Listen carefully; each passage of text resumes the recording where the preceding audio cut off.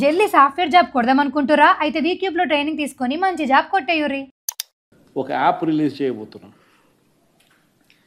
రాష్ట్రంలో ఎక్కడైనా కానీ ఎవరికైనా కానీ ఏ అధికారితో అయినా కానీ హరాస్మెంట్కి ఎవడైనా లోన్ అయితే ఆ యాప్ లేకపోయి యాప్ అడిగే క్వశ్చన్, నీకు ఏ రకంగా అన్యాయం జరిగింది అని.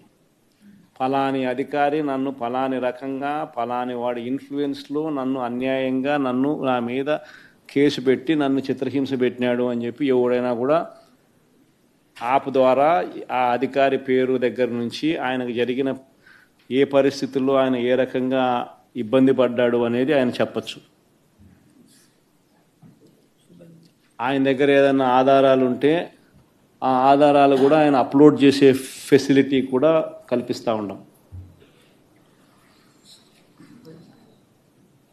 సో ఇంకో బటన్ నొక్కితే ఆయన కావాల్సిన ఆయన దగ్గర ఉన్న ఆధారాలు ఏదైనా ఉంటే ఆధారాలు కూడా ఆయన అప్లోడ్ చేయొచ్చు. ఆటోమేటిక్లీ ఆ కంప్లైంట్ మన డిజిటల్ లైబ్రరీలోకి వచ్చేస్తుంది.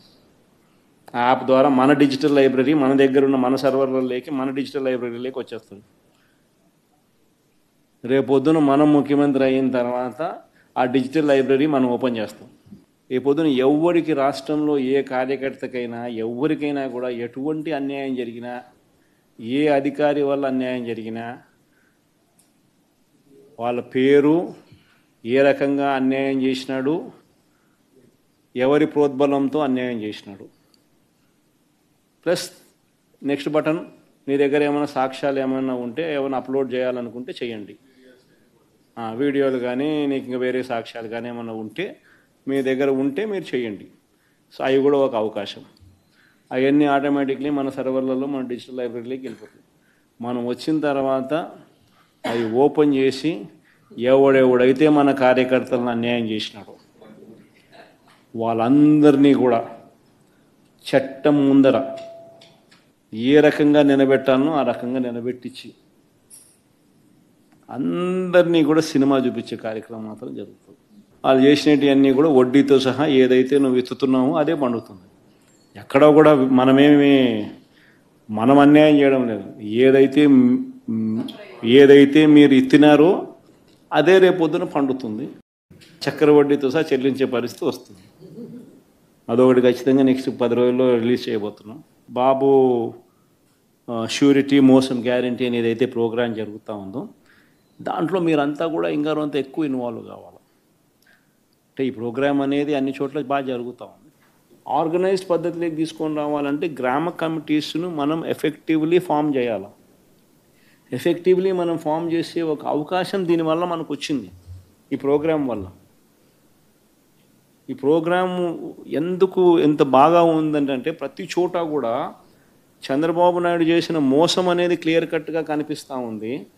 ప్లస్ మోస్ట్ ఇంపార్టెంట్ థింగ్ ఏంటంటే మనల్ని పోగొట్టుకున్నామనేది కూడా ఆటోమేటిక్లీ కార్యకర్తల్లోనూ